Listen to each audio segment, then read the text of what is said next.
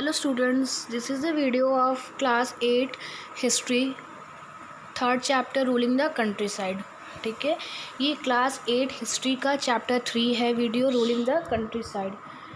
तो देखिए यहाँ पे एक फिगर बना हुआ है, इसमें हम देखते हैं कि रॉबर्ट क्लाइव हैं एक्सेप्टिंग, ये है रॉबर्ट क्लाइव, ये एक्सेप्ट कर रहे हैं Diwani of the Bengal king Bihar and Orissa from the Mughal ruler.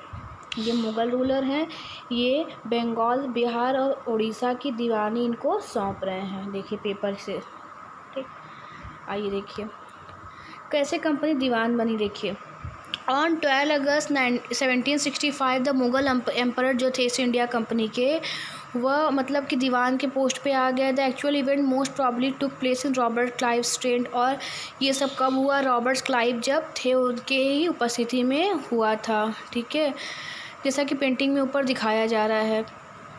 तो और जब ग्रेट ऑफ दीवानी क्लियरली, और जब दीवानी इनको सौंपा गया था तो पूरी तरह से क्लियरली इनको समझा दिया गया था ब्रिटिश गवर्नमेंट को, और ये दीवानी वैसे ही चल रही थी जैसा कि ब्रिटिश ने इमेजिनेशन किया था। As diwan the company become the chief financial administrator, और जब दीवानी इनके हाथ में आई, जो कंपनी थी वो चीफ फाइनेंशियल एडमिनिस्ट्रेटर मतलब काफ़ी मुख्य एडमिनिस्ट्रेटर बन गई थी। टेरिटरी उनके काफ़ी कंट्रोल में आ गया था। It had to think of administering the land and originating its revenue resources. They had to be done in a way they could yield enough revenue to meet the growing experience of the company. A trading company had also to ensure that it could buy the products it needed and sell what it wanted. और अब वो सोचने लगे थे कि जो भी चीज़ें बनेंगी या जो भी चीज़ें बिकेंगी वह उनके हिसाब से बिकेंगी, जैसा कि वह चाहते रहेंगे वैसा ही होगा। मतलब हर एक चीज़ पर जितना टैक्स लगाना चाहे लगाएंगे, जिसका जो दाम रखना चाहे वो दाम रख के ही वह बेचेंगे। ठीक है, सब कुछ उनके हाथ में होगा। Over the many years, company also learned that it had to move with some caution, being an alien power. ठीक है, it needed to pacify those who in the past, और फिर उनका मानना था कि जो लोग यहाँ पे भारत देश में बहुत पहले से पास्ट से ही रूल कर रहे हैं उनको भी हमें अपने हाथ में लेना होगा, मतलब कि उनको अपने कंट्रोल में लेना होगा। अगर उनको कंट्रोल में नहीं लेंगे तो जो यहाँ के आम नागरिक हैं वो हमारी बात नहीं सुनेंगे ना। जैसे क्या है कि जब तक हम राजा को अपने बस में नहीं करेंगे प्रजा तो होगी नहीं। तो उनका मतलब वही कहना था कि पहले यहाँ के लोकल रूलर को अपने हैंडल करना, मतलब उनको कंट्रोल में करना है। ये किस प्रकार होता है इसी को हम इस चैप्टर में आगे देखते हैं। तो रेवेन्यू फॉर द कंपनी, ये देखो, the company had become the diwan but still saw itself primary as a trader. It wanted the large revenue income but was unwilling. देखिए जो कंपनी के लोग, ये लोग थे, ये कोई राजा नहीं बनना चाहते थे, ये शासन नहीं करना चाहते थे। इनका सिर्फ मतलब इतना था भारत आने का ही कि अधिक से अधिक रेवेन्यू मतलब टैक्स को कलेक्ट कर सके और खूब पैसा, खूब मुनाफा कमा सके। बस इनका इंटेंशन इतना ही था कि वो अच्छा कॉटन सिल्क कपड़े मतलब यहाँ सस्ते दाम पे ख़रीद सके और यूरोप में, बाहर के ब्रिटिश देशों में जाके उसको महंगे दाम में बेच सके। Within 5 years the value of goods bought by the company in Bengal doubled, और कुछ ही सालों में जो कंपनी थी वो उस गुड्स से, इस सामान से काफ़ी पैसे कमाने लगी थी। मतलब जितना कि पहले मुग़ल कमा रहे थे उसे just he double. Before 1865 the company had purchase good in India importing gold. मतलब कि पहले क्या था 1865 में जब ब्रिटिशर्स जो यहाँ से सामान खरीदते थे तो उसके बदले में उन्हें सिल्वर एंड गोल्ड ब्रिटेन से मंगा के देना पड़ता था। लेकिन अब वो रेवेन्यू से इतना पैसा कमा लिए थे कि वह उसी पैसे से यहाँ पे दे देते थे, उन्हें ब्रिटेन से मंगाना नहीं पड़ता था। Soon it was clear that the Bengal economy was facing a deep crest. Artisans were deserting villages since they were being forced to sell their goods to company. और उसके बाद क्या हुआ, ये लोग जो लोग सामान बेचते थे, गुड्स बेचते थे, उनको काफ़ी फोर्स करने लगे कि वह सामान कंपनी को काफ़ी लो प्राइस पे बेचे, जिसकी वजह से पीजेंट थे, जो किसान थे, वो काफ़ी अनहैप्पी थे, क्योंकि ये लोग ज़बरदस्ती उनको फोर्स करके काफ़ी सस्ते दामों पे पैसा मतलब सामान ख़रीद लेते थे, जिससे उनको कोई फ़ायदा नहीं होता था। और इससे ये हुआ कि agriculture cultivation showed sign of collapse का पता है क्या, वैसे मतलब सूखने लगी, या कोलैप्स मतलब ख़त्म होने लगी कोई भी चीज़। तो एग्रीकल्चर जो कल्टीवेशन था धीरे धीरे ख़त्म होने लगी। क्यों? क्योंकि लोगों के पास पैसा कुछ बचता ही नहीं था कि वो क्रॉप्स वगैरह ग्रो कर सकें। ठीक है। Then in 1770 a terrible famine, और उसके बाद 1770 में, ठीक है, 1770 में बंगाल में 10 मिलियन लोग मर गए। किस वजह से? भूखमरी से। ठीक है, 10 मिलियन समझते हैं 1 करोड़, और जबकि वहाँ की पॉपुलेशन का ये 1/3 था। 1/3 मतलब बंगाल की पॉपुलेशन उस टाइम 3 करोड़ थी और 1/3 मर गए, मतलब 1 करोड़ मर गए थे। किस वजह से? भूखमरी से मर गए थे। ठीक, आगे देखिए। The need to improve agriculture, उसके बाद कब इन्होंने महसूस किया कि एग्रीकल्चर इम्प्रूव होना चाहिए। If the economy was in ruins could the company be certain of इस रेवेन्यू इनकम, अगर इकोनॉमी कमज़ोर पड़ जाएगी या मतलब काम नहीं होगा एग्रीकल्चर का, तो ये रेवेन्यू कैसे इकट्ठा कर पाएंगे। Most company official began to feel that investment in land had to be encouraged, और उन बहुत से कंपनी के ऑफिसर्स जो थे, लोग थे, वो सोचने लगे थे कि अगर वो लोग एग्रीकल्चर में या लैंड पे इन्वेस्ट करेंगे तो काफ़ी इम्प्रूवमेंट होगी। ठीक है। How was to be done, अब ये कैसे होता। After 2 decades debate on the question the company finally introduce the permanent settlement, उसके बाद कंपनी ने एक सेटलमेंट लेके आई थी। क्या? परमानेंट सेटलमेंट 1793 में। अब ये क्या होता है समझिए इसको। By the term of the settlement से the raja and the taluqdar were recognise as zamindar, जो राजा थे और तालुकदार थे, जो विलेज के लोग थे, उन्हें जमींदार घोषित किया गया। दे वर आस्क्ड, मतलब राजा वगैरह जो थे विलेज में, जो मतलब काफ़ी पुराने लोग थे, उनको बनाया गया रेवेन्यू कलेक्ट करने के लिए। ठीक है। और वो उन्होंने कहा कि रेंट कलेक्ट करेंगे पीजेंट से एंड पे रेवेन्यू टू द कंपनी, उसके बाद उस रेवेन्यू को कंपनी को पे कर देंगे। The amount to be paid was fixed permanently, और वो जो अमाउंट होगा वो परमानेंटली फिक्स्ड होगा, वो फ्यूचर में चाहे कभी भी बढ़ेगा या घटेगा नहीं। ठीक है। और उन्होंने सोचा कि अगर उसको ही फिक्स कर देंगे तो काफ़ी प्रॉफिट होने लगेगा। ठीक है। उसके बाद क्या हुआ कि the same time encourage the zamindar to invest the improving the land since the revenue demand of the state would not be increased. लेकिन देखिए, कहने का अर्थ है कि जब ऐसा हुआ तो धीरे धीरे लोगों की जब स्थिति सुधरने लगी तो लोग लैंड पे इन्वेस्ट तो करने लगे, लोगों को प्रॉफिट तो ज़्यादा हो रहा था, लेकिन कंपनी ने जो कहा था कि रेवेन्यू फिक्स होगा, इससे उनको नुकसान होने लगा। कहने का अर्थ है, देखिए, अगर आप 100 रुपये कमाएँ और उसमें से 80 रुपये आपको टैक्स देना हो तो 20 रुपये बचेगा, आपका कुछ नहीं हो पाएगा, है ना। लेकिन जब अगर कंपनी ने फ़िक्स कर दिया कि मुझे 80 रुपये ही चाहिए, और तो अगर आप महीने में 1000 रुपये की बचत करते हैं ना, और उसमें से फिर भी 80 रुपये ही टैक्स फिक्स हो कि आपको टैक्स उतना ही देना है, तो आपकी बचत ज़्यादा हो जाएगी। लेकिन नुकसान किसको होगा? जिसने उस रेवेन्यू को फिक्स कर दिया था। तो आगे देखिए कि प्रॉब्लम क्या थी। The permanent settlement, however, created problem. Company officers soon discovered that the जमींदार were in fact not investing in the improvement of land. उसके बाद उन्होंने देखा कि जो जमींदार हैं वो जो एक्स्ट्रा पैसा है, जो इम्प्रूवमेंट हो रहा था ज़मीन का एक्स्ट्रा पैसा था, वो इनको नहीं दे रहे थे। ठीक है। और जो रेवेन्यू था had be fix as so high that the zamindar found difficult to pay, anyone who fail to pay the revenue lost his zamindari. और ये क्या करते थे जमींदार कि इनको ये लगता था कि कहीं ऐसा ना हो कि ये जो ब्रिटिशर्स हैं हमारे हाथ से ये जो रेवेन्यू कलेक्ट करने का उनसे वापस ले ले अधिकार, तो फिर हमारे पास अधिकार नहीं आएगा तो पैसे कैसे कमाएंगे। तो ये लोग पीजेंट से, किसान से बहुत अधिक पैसे कमाते थे, लेकिन ब्रिटिशर्स को कम देते थे।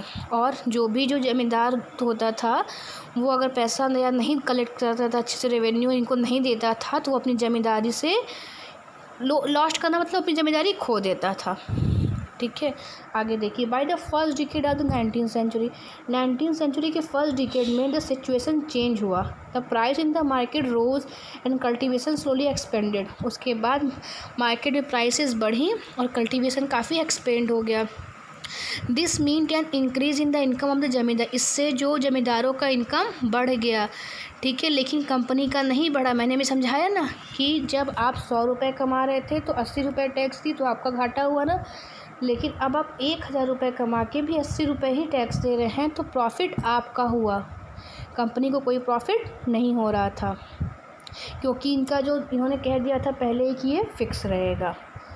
आगे देखिए, इवन वैन द जमींदार did not have an interest in improving the land. उसके बाद जब इन्होंने देखा कि जो जमींदार है वो खुद भी लैंड को इम्प्रूव करने में इंटरेस्ट नहीं ले रहा है, सिर्फ अपना जेब भरने में लगा हुआ है, तो उन्होंने कुछ डिसाइड किया कि others now saw the possibilities of earning without the trouble and risk of investment. उन्होंने कुछ और साधन देखा कि बिना किसी इन्वेस्टमेंट के हम कैसे पैसे कमा सकते हैं। As long as the जमींदार could give out the land to tenants and get rent, they were not interested in improving the land. जो जमींदार थे वो लैंड को इम्प्रूव करने में, एग्रीकल्चर को इम्प्रूव करने में या तो किसानों को कोई मोटिवेट नहीं कर रहे थे, इसलिए उनसे ये वापस लेने के लिए सोचा गया। आगे देखिए, फिर ये है कि ऑन द अदर हैंड, दूसरी तरफ जो विलेजेस थे, जो कल्टीवेटर थे, system extremely oppressive. The rent he pay to the zamindar was high as his right on the land was insecure. उसके बाद जो जमींदार थे वह मतलब बता रहा था कि काफ़ी हाई लोगों से रेवेन्यू लेते थे, रेंट लेते थे ना, और फिर भी उनकी ज़मीन इनसिक्योर रहती। तो उनका कहने का अर्थ है ना कि उनकी खुद की तो ज़मीन रहती थी किसानों की, लेकिन वो इतना टैक्स, इतना रेवेन्यू पे करते थे, इतना रेंट देते थे कि, और उन्हें हमेशा डर भी रहता था कि अगर वो टैक्स नहीं दे पाएंगे तो उनका ज़मीन उनसे छीन लिया जाएगा। ठीक है, अब आपका घर हो और आपके घर पे आपका ही अधिकार ना हो, ठीक है, तो टैक्स देना पड़े, उसका बाद में आपको पता चले कि नहीं देंगे तो आपसे छीन लिया जाएगा ना। तो ये इनसिक्योरिटी थी कि अपनी ही ज़मीन पर वो इनसिक्योर होकर रहते थे। उसके बाद है कि a new system is devised, new system आया। In the early 19th century many of the company officers were convinced that the system of revenue had to be changed again. उसके बाद कंपनी के ऑफिसर्स ने बहुत से convince किया लोगों को कि कंपनी का जो रेवेन्यू फिक्स है उसको चेंज करना चाहिए, क्योंकि समय समय पे चीज़ें चेंज होती हैं। और when the company needed more money to meet expenses, मतलब कंपनी को अब और अधिक पैसे की ज़रूरत थी अपनी एडमिनिस्ट्रेशन के लिए और ट्रेड के लिए। फिर north western province of the Bengal residency, most of इस एरिया उत्तर प्रदेश है। And English man called Holt, एक थे होल्ड मैगजे, डाइवर्स the new system which came to effect. इन्होंने एक न्यू सिस्टम लेके आए थे 1822 में। ये he felt that the village was an important social institution.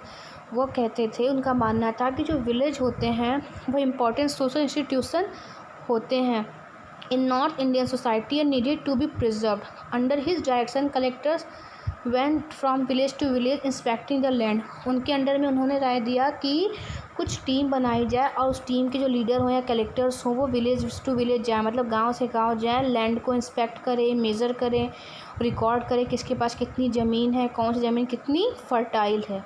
ठीक है, the estimate revenue of each plot, और रेवेन्यू कैसे डिसाइड करेंगे कि जिसकी खेत जिसकी जो फील्ड थी वो जितनी ज़्यादा उपजाऊ थी, जितनी ज़्यादा छोटी थी, बड़ी थी, उसको उसी के अकॉर्डिंग टैक्स देना पड़ेगा।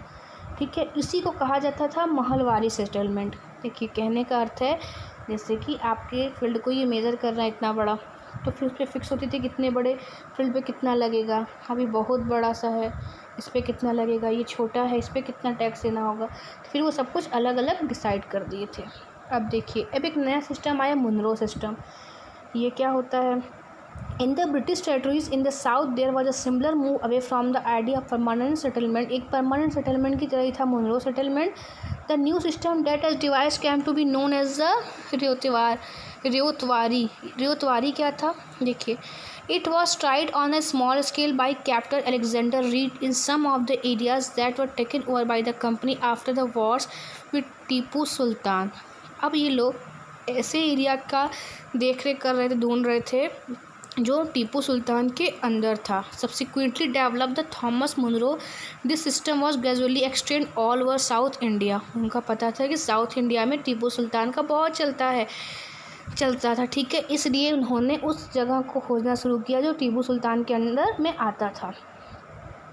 Reed and Munro felt that in the south there were no traditional zamindar. The settlement they argued had to be made directly with the cultivators. Ryots बोला जाता था cultivators को। cultivators समझते हैं ना, जो खेत वगैरह में काम करते हैं, pigeon जैसे, who had tilled the land for generation. Their fields had to carefully and separately survived before the revenue assessment was made. तो मुनरो में भी क्या होता था कि रेवेन्यू कलेक्ट करने से पहले किसी भी किसान की ज़मीन को प्रॉपरली क्या किया जाता था? मेज़र किया जाता, मतलब सर्वे किया जाता था, उसके बाद ही रेवेन्यू डिसाइड होता था।